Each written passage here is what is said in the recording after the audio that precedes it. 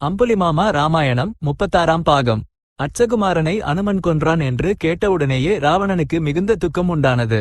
அவன் அதை அடக்கிக் கொண்டு கோபத்துடன் இந்திரஜித்தை பார்த்து, மகனே, இந்திரனை வென்ற வீராதி வீரன் நீ. பிரம்மாவிடமிருந்து திவ்யாஸ்திரங்களை பெற்றவன். இந்த வானரன் கிங்கரர்கள் அனைவரையும் கொன்றுவிட்டான். ஜம்புமாலி, அமைச்சர்களின் புதல்வர்கள், 5 சேனாதிபதிகள் மற்றும் உன் தம்பியான அட்சகுமாரனையும் கொன்றுவிட்டான். அவனுடைய பலம் எத்தகையது என்று சரியாக புரிந்துகொண்டு அவனுடன் போர் செய். சென்று எதிரியை வென்று திரும்பி வா என்றான்.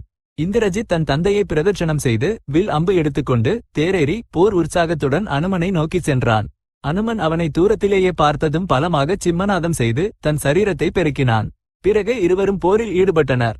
இந்திரஜித் 11,000 வில்லாளிகளுடன் ஒரே சமயத்தில் போர் புரியக்கூடியவன். ஆனால் அவன் தன் மீது தொடுக்கும் அம்புகள் தன் மேல் படாமல் தப்பித்துக் கொண்டு அனுமன் ஆகாயத்தில் உலவத் தொடங்கினான்.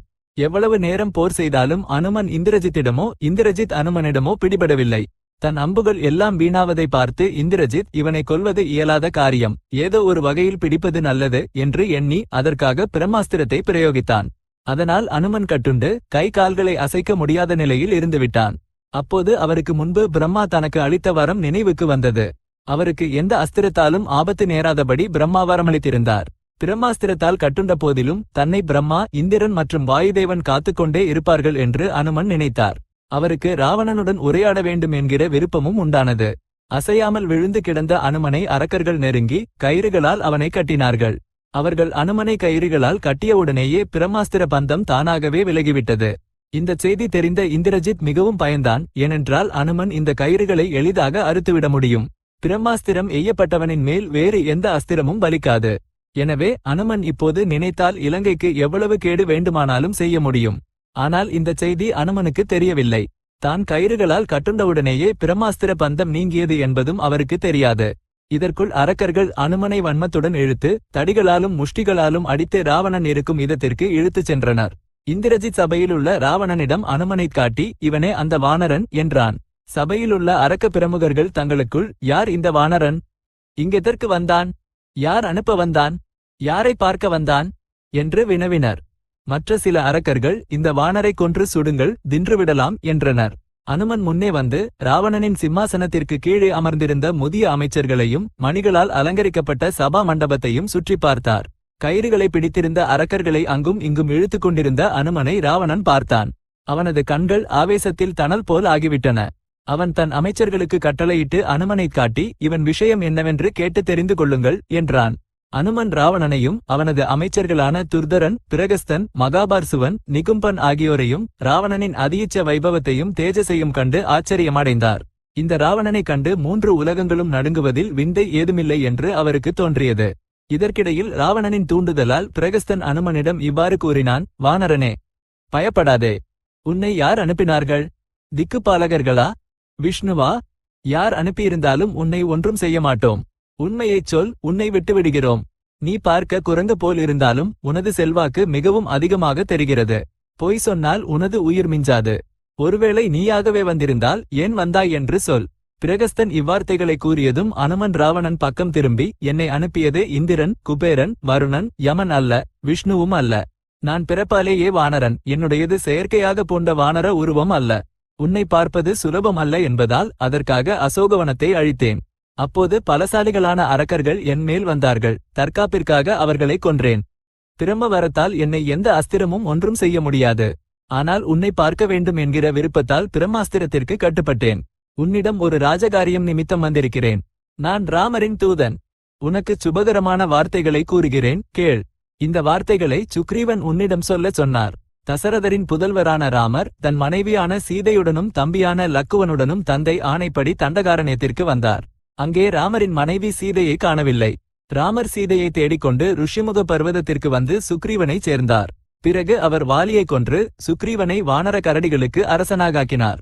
அதற்கு பிரதிபலனாக சுக்ரீவன் சீதையை தேடித் தருவதாக வாக்கு கொடுத்தார். அந்த வாக்கின்படி அவர் எல்லா திசைகளுக்கும் வானரர்களை அனுப்பினார்.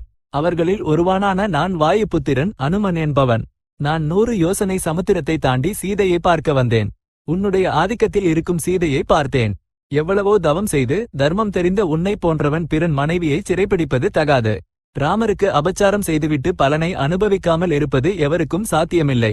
சீதையை ராமரிடமே கொடுத்து விடுவது உனக்கு சிரேயஸ்கரம். அன்க ஜாதிகளால் உனக்கு மரணம் வராதபடி வரம் பெற்றிருப்பது உண்மைதான். ஆனால் சுக்ரீவன் அந்த ஜாதிகளில் எதற்கும் சேராத வானரன். நரரான ராமரின் கையிலோ வானரரான சுக்ரீவனின் கையிலோ உனக்கு சாவு நிச்சயம். ராமர் ஒப்புக்கொள்ள மாட்டார். ஆனால் நான் ஒருவனே உன் இலங்கையை நிர்மூலமாக்க முடியும்.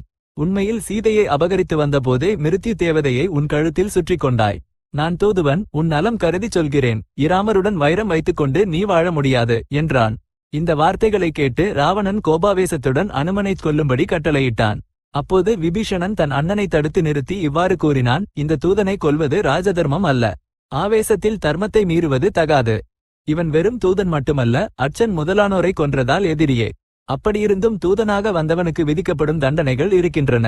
இவனுக்கு அங்கவீனம் விளைவிக்கலாம், சாட்டையால் அடிக்கலாம், தலை முண்டனம் செய்யலாம், சூடு போடலாம், ஆனால் கொல்லக்கூடாது. சாஸ்திரத்தை ஒருபுறம் வைப்போம். இவனை கொல்வதால் நமக்கு லாபம் ஏதுமில்லை. இவனை யார் அனுப்பினார்களோ அவர்களை கொல். இந்த வார்த்தை ராவணனுக்கு பிடித்திருந்தது. உண்மைதான், தூதனான இவனை கொல்ல வேண்டாம். வேறேதாவது தண்டனை விதிப்போம். குரங்குகளுக்கு பிடித்தது வால், இவனது வாளைச் சுட்டு அனுப்பிவிடுங்கள். வாலை பற்ற வைத்து இவனை வீதிகள் எல்லாம் சுற்றி காட்டுங்கள் என்றான்.